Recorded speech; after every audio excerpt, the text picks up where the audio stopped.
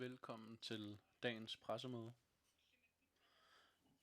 I dag er jeg sammen med Bernard, hvor jeg kommer til at snakke om en status på smitteantallet, den geografiske smittespredning, og så også et nyt tilbud om vaccination for børn i alderen 12 til 15 år.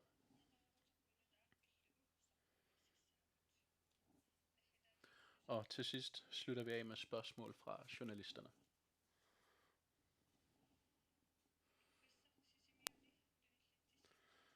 Med gårsdagens nyheder om de 4 nye smittetilfælde i Sisimiut, har vi fortsat rekordhøjt antal af aktivt smittede. Og myndighederne er i fuld gang med smitteopsporing flere steder i landet. Det medfører et stort og øget pres på vores testkapacitet i de berørte byer og bygder.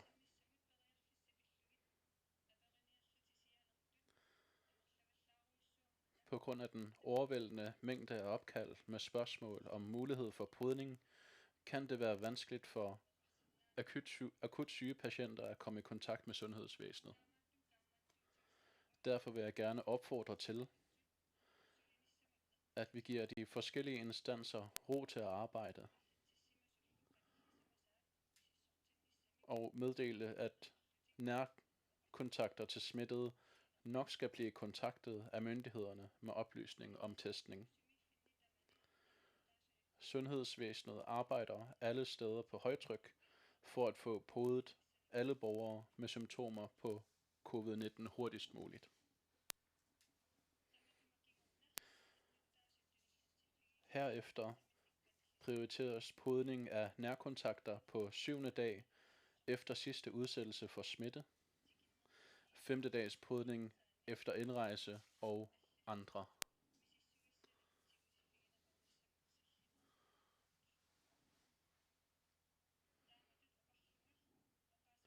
Med det sagt vil jeg give ordet videre til Bernard. Værsgo, Bernard. Tak. Som vi kan se og erfare nu, og med de seneste dages testsvar, så går det meget stærkt med det her nye smittetilfælde. På landsplan har vi nu 46 aktivt smittede med coronavirus. 30 af dem er ikke vaccineret. 8 er delvist vaccineret. Og 8 er færdig.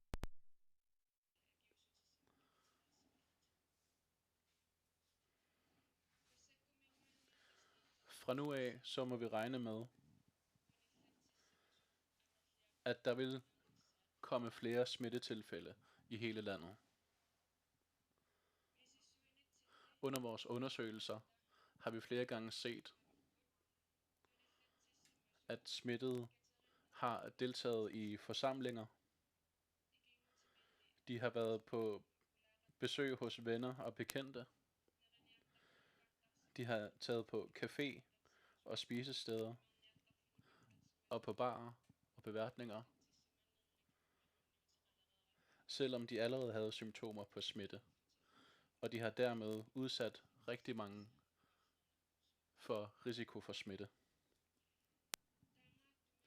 Derfor opfordrer vi igen, at man straks går i selvisolation, hvis man har symptomer på covid-19. De første symptomer er blandt andet snottet næse, og det man kan læse alle symptomerne på corona.nun.gl. Når man har symptomer, der kan ligne symptomerne på covid-19, så er det vigtigt, at man går i selvisolation og så lader sig teste. Det er afgørende vigtigt. Og man skal kun bryde isolationen, hvis man får et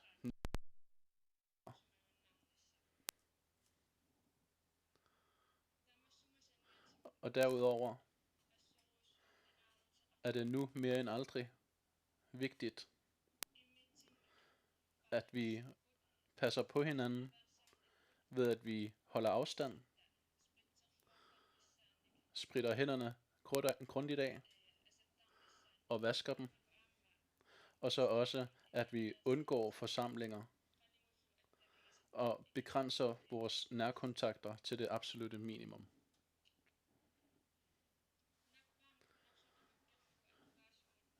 Det vigtigste våben mod den her verdensomspændende pandemi er vaccination. Og den mulighed havde vi ikke sidste år. Men det er en mulighed nu.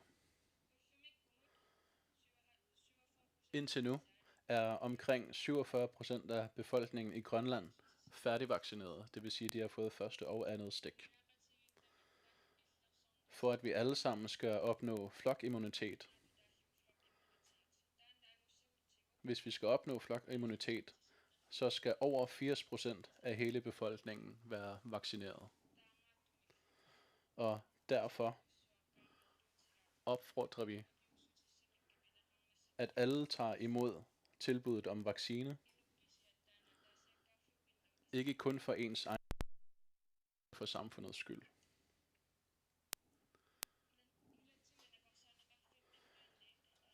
Landslægeembedet har indstillet til Naalakkersuisut, at tilbuddet om vaccination mod covid-19 udvides til børn i aldersgruppen 12-15 år. Vi kan se fra forskellige lande, at der har været forskningsresultater og erfaringer fra udlandet, som viser, at vaccinen beskytter børn effektivt og er med til at stoppe smittekæder. Tak. Tak til Banerak. Som Banerak sagde, så kan vi se, at det bedste redskab imod covid-19 er at tage imod vaccinen. Og derudover, at man følger landslægeembedets anbefalinger. At man holder sig fra forsamlinger. Hvis du har symptomer på sygdom, så gå i selvkarantæne og bliv undersøgt. Vask dine hænder ofte. Undgå at give kram og knus. Hvis en kaffemæk kan udskydes, så udskyd dem. Og andre sociale arrangementer, hvis de kan udskydes, så udskyd dem. På den måde kan vi sikre, at vi kan fortsætte vores hverdag på en sikker måde. Og som Banerak sagde, så er der et tilbud, så har Naalakkersuisut godkendt, at man skal kunne tilbyde vaccinen fra 12-15-årige.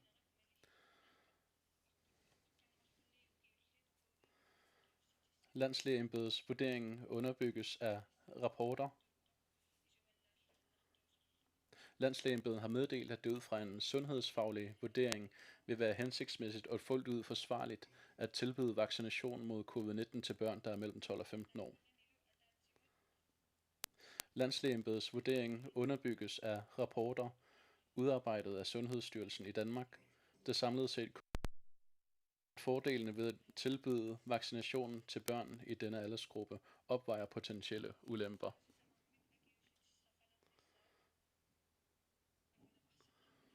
Selvom det formentlig ikke er muligt at opnå flokimmunitet, så vil en øgning af antallet af vaccinerede personer mindske risikoen for ukontrolleret smittespredning, og det vil derfor være en forstærkning af vores strategi i bekæmpelsen af covid-19. Planlægningen er i gang og vil blive udmeldt snarest, og man kan som altid følge med på corona.nun.gl.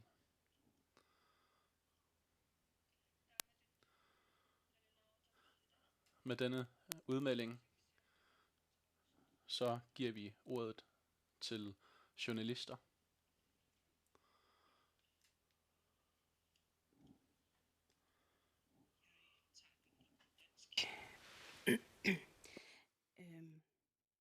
Kirsten, du nævnte, at der er massiv arbejdspres på landets sygehuse. Men du nævnte ikke sådan konkret, hvordan I vil gøre for at løse, eller forsøge at løse det problem med, hvornår må man ringe, hvornår må man ikke ringe. Fordi vi oplevede i morges, at der var en borger i Sisimiut, der ringede over 70 gange og ikke kom igennem. Hvordan vil I forsøge at løse det problem helt konkret? Tak for spørgsmålet. Sundhedsvæsenet, politiet og kommunerne og dem, der arbejder ude i landslægeembedet, de er i fuld gang med et arbejde med personer, der kan have været i nærkontakt med smittede. Så derfor, så dem, der ringer ind for at blive undersøgt, jeg kan sagtens forstå, at de gerne vil blive undersøgt. Prioriteringen på nuværende tidspunkt er, at dem, der er blevet smittet, og dem, der har været i nærkontakt med smittet, de bliver prioriteret først, og så derudover er det dem med symptomer, der bliver undersøgt, og så dem, der skal gentestes på 5. dagen efter ankomst til landet. Andre, for eksempel dem, der gerne vil til frisør eller til beværtninger, og som vil undersøges af de grunde, de er nødt til at vente. Og jeg vil opfordre til, at I skal udskyde jeres ønske om at blive testet. Og så når vi har fået alle de tilgængelige informationer, så vil vi komme med en udmelding igen. Så har jeg et spørgsmål til Banadra, og det er angående vaccinerne. Du nævnte det der med, at vi som samfund er flokimmune, når vi når 80% af befolkningen, der er blevet vaccineret. Men hvad er planen op til det? Nu er vi på 47. Hvordan kommer vi op til 80 eller mere?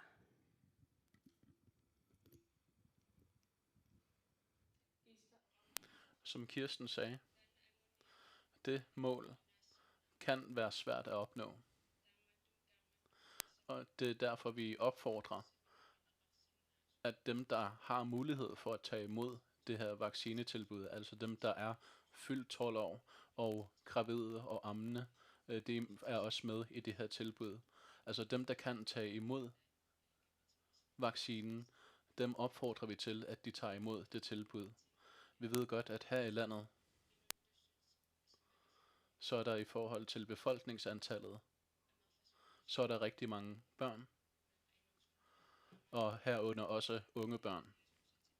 Så det kan være rigtig svært at opnå de her 80% af befolkningen, som bliver vaccineret. Og det tal kan også nå at ændre sig. I starten har tallet været lavere, men på grund af variationer i virusen, hvor virusen er blevet bedre til at lade det replikere sig selv og smitte, så har man ændret på det tal. Så derfor opfordrer vi alle folk til at tage imod det her tilbud om vaccination, fordi det er vores vigtigste redskab for at stå op imod covid-19.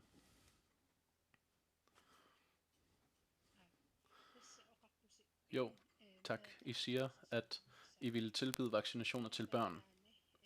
I andre lande, eller internationalt, kan man se, I siger også, at I har undersøgt de internationale undersøgelser, men hvad er det præcis, I har undersøgt med hensyn til at vurdere, at det er sikkert at give dem vaccinationer? Bernard, værsgo.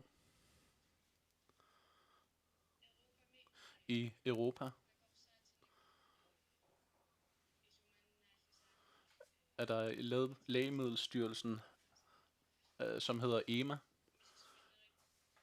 Der er der pågået en undersøgelse, og resultaterne viser, at vaccinationerne fra Pfizer-BioNTech og Moderna uden problemer kan tilbydes til børn over 12 år, eller fra 12 år. Og de eventuelle komplikationer er det samme, eller resultaterne af vaccination er det samme som hos voksne. For eksempel kan der være ubehag i forbindelse med det sted, hvor man er blevet vaccineret, at man kan få milde symptomer. Det er symptomer, som man kommer over igen, og som giver beskyttelse efter vaccinationen. Og så derudover er der i andre lande, er man for længst gået i gang med at vaccinere børn, der allerede er fyldt 12 år. Og fra de lande kan man se, at det har været til nytte at tilbyde vaccine, og det har også beskyttet børnene.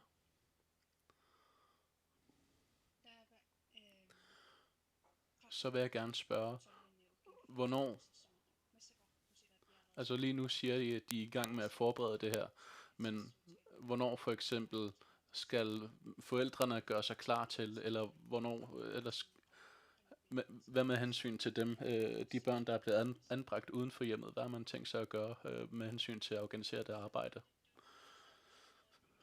Jo, som jeg har sagt, så er vi i gang med at planlægge det hele nu, og deri indgår også vejledninger til for eksempel forældre og også til børn, der er anbragt på døgninstitutioner,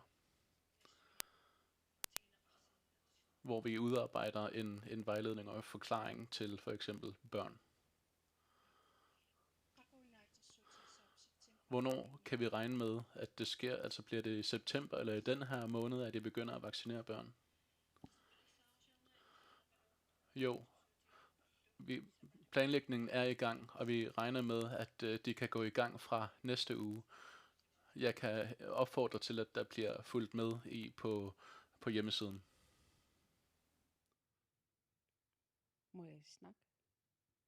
Hallo? Det er til Bernard angående smittetallene, fordi smittetallene lå også på 46 i går. Og så kom der om eftermiddagen smitte, hvad skal man sige, så blev der kendt smitte i Sisimiut, hvor den så selvfølgelig må have været højere end de 46 om eftermiddagen. Men har I nogen tal på, hvor mange der i det sidste døgn er blevet konstateret smittet? Altså er der nogen, der er blevet raske, og andre, der er blevet smittet inden for det sidste døgn? Og hvor er de eventuelt?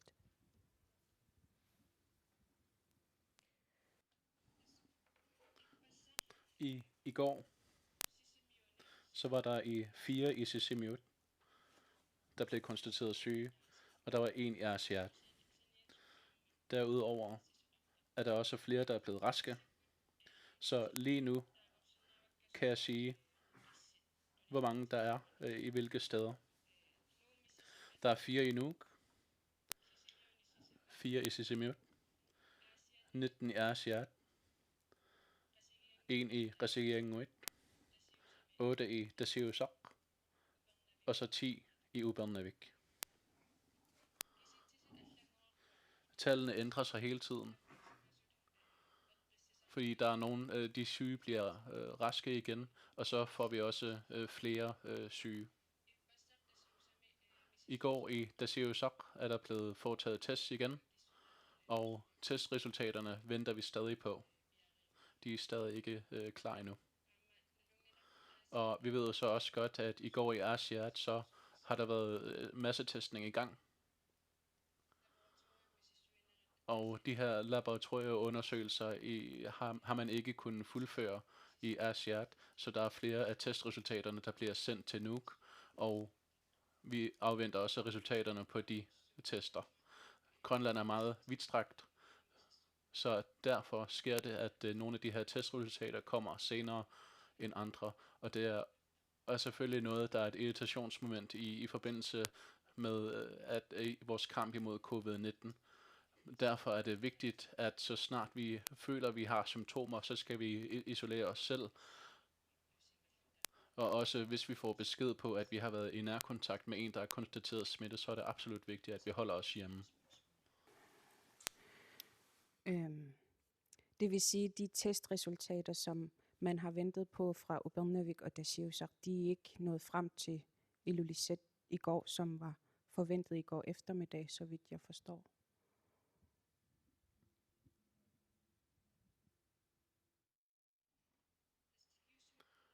De er ankommet, men undersøgelserne kan godt tage lidt lang tid, og derfor er vi nødt til at afvente, hvilke testresultater der kommer. Så har jeg et spørgsmål om vacciner. Hvor mange er blevet vaccineret i Upernavik for eksempel?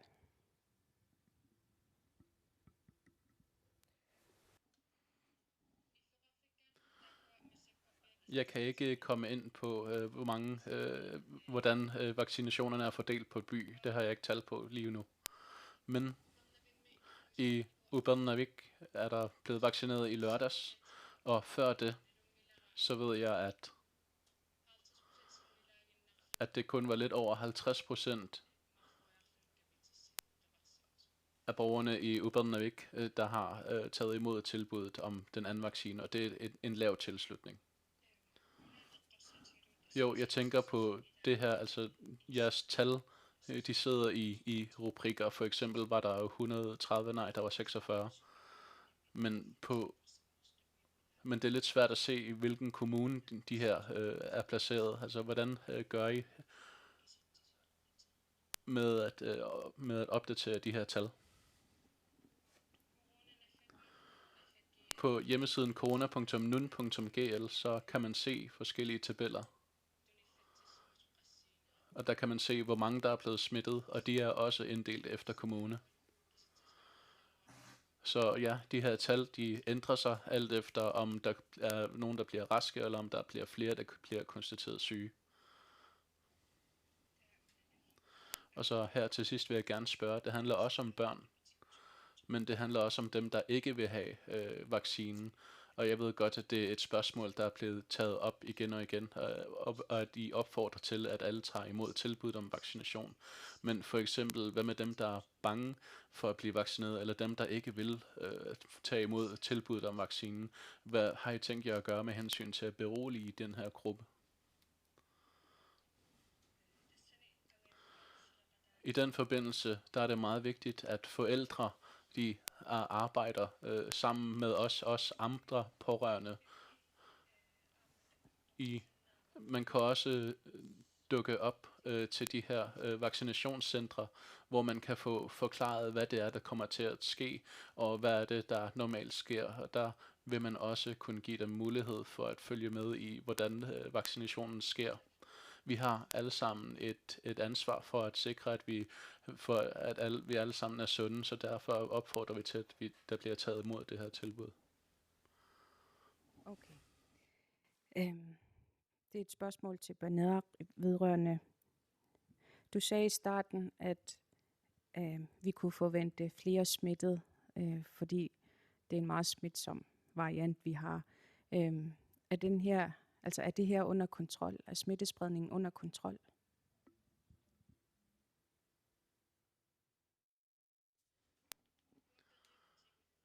De metoder, som vi bruger,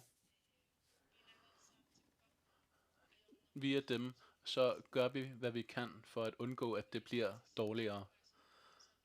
Når vi konstaterer, at der er en ny smittet, så ringer vi automatisk den smittede op, og der bliver vedkommende spurgt omkring, hvem vedkommende har været i nærkontakt med, og hvor vedkommende har været i smitteperioden.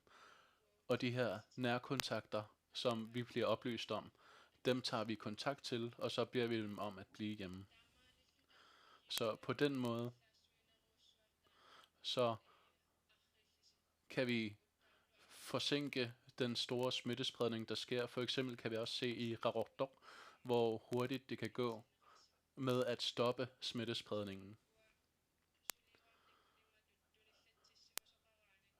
Når vi kan se, at der er nogen, der bliver smittet, og at de personer, de har været i nærkontakt med, bliver sendt i karantæne, og når de på 7. dagen bliver testet, så kan vi se, at det har været meget effektivt. Hvis vi ikke havde gjort brug af de her værktøjer, så ville smittespredningen have været meget værre. Men ude i samfundet, så ligger ansvaret også ude hos de enkelte. Det er vigtigt, at vi passer på os selv, og ligesom Kirsten sagde, hvis man kan udsætte en kaffemix, så lad os udskyde dem. lad os holde de her sociale arrangementer på så lavt et niveau som muligt.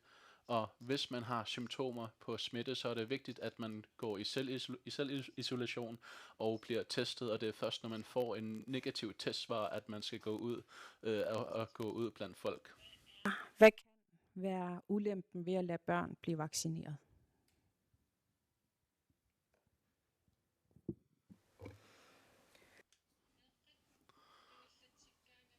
Når børn bliver smittet,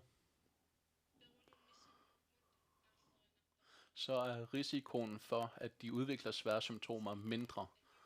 Men når de får en vaccine, så bliver de beskyttet mod sygdommen på samme måde som en voksen gør. Men så også vil de også have mindre risiko for at smitte deres forældre og deres bedsteforældre og deres andre familier og pårørende. Så der er rigtig mange fordele ved, at man vaccinerer børn. Selvfølgelig gør det lidt ondt at blive vaccineret, fordi man bliver stukket med en nål, og det er måske egentlig det værste ved det, men det er hurtigt overstået. De positive aspekter er opvejer langt de her negative aspekter, som er meget få.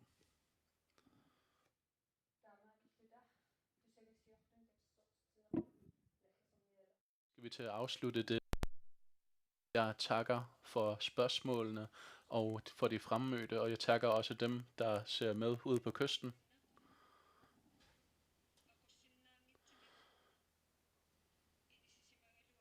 Selvom det ser ud til, at der er fri smittespredning, og selvom der er risici, så har vi kunne se indtil nu, at vi kan lykkes med at inddæmme det. I Sydgrønland, så er der ikke flere syge tilbage, medmindre der vist lige er en tilbage. Og det er lykkedes på grund af, at man har fulgt landslægeembedets anbefalinger.